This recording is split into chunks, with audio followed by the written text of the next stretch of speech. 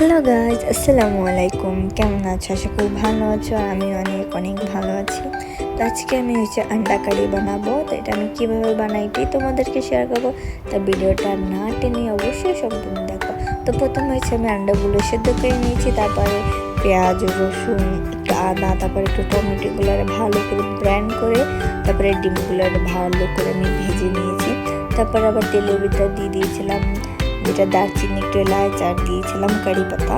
এটা দেওয়ার পরে মশলা টশলা দিয়ে আমি এটা ভালো করে ভুনা করে নেবো যাতে এটার কালারটা চেঞ্জ হয়ে যায়। তারপর এখানে আমি এই যে মশলাপাতি নিয়ে নিলাম, হলুদ, মরিচ, জিরা, সামান্য একটু দইনার গুঁড়ি, তারপর লবণ। তাহলে এগুলো আমি যখন পানি দিয়ে ভালো করে মিক্স করে নেব। আমি কীভাবেই মশলা দিই, কারণ যখন পেঁয়াজটা পুড়ে যায় তখন তো পানি দিতে আলাদা। তো আমি মশলাগুলো পানির মধ্যে গুলাইয়া তারপরে দিয়ে দিই।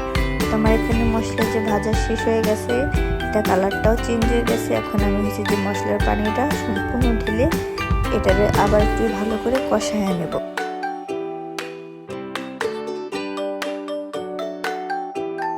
তো এটা আমার ভালো করে কষানো শেষ। এখন আমি যেটারে আবার একটু পানি দিয়ে দেবো।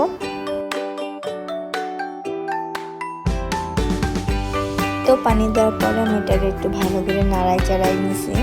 নেওয়ার পরে এখানে আমি দিয়ে দেবো ডিমগুলো দিয়ে ভালো করে একটু কষাইয়া তারপরে এর ভিতরে আরেকটু পানি অ্যাড করে এটাকে 5 মিনিট জন্য পাকাবো, যাতে এর ভিতরে মশলা টশলা ভালো করে ঢুকে যায়।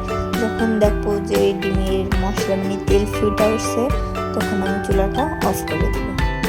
আর আমার ভিডিওটা যদি ভালো লাগে তো অবশ্যই আমার চ্যানেলটাকে সাবস্ক্রাইব করে লাইক, কমেন্ট এবং শেয়ার করে দিবেন। তো আমার ভিডিওটা এতটুকুই। সবাই ভালো থাকবেন, সুস্থ থাকবেন। আল্লাহ হাফেজ। দেখাবো অন্য একটা ভিডিও।